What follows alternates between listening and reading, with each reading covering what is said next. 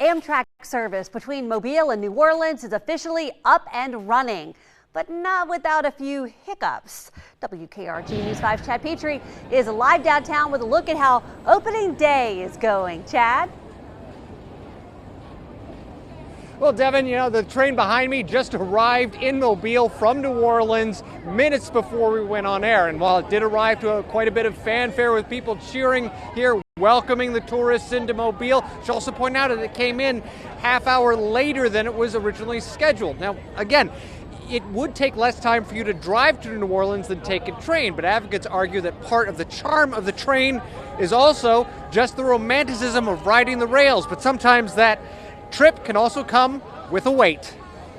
People packed the Mobile platform at sunrise, getting on board the first regular train out of the port city in 20 years.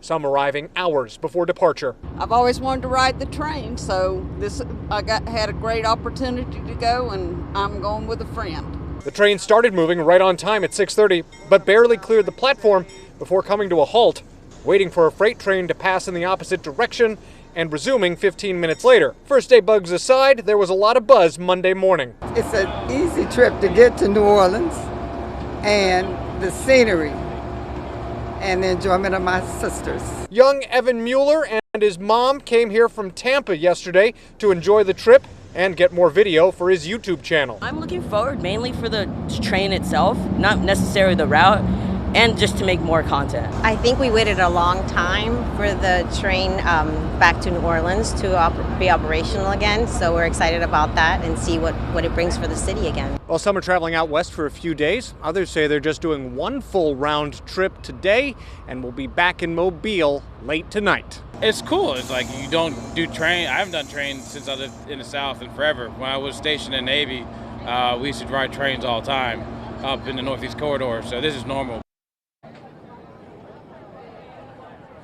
Now, as for that stop and start this morning, an Amtrak spokesperson blamed that on freight train interference, and a spokesperson for CSX said that they're trying to balance freight service and rail service and are also working on a number of infrastructure projects while also being on an interim schedule. Reporting live in Mobile, Chad Petrie, WKRG News 5.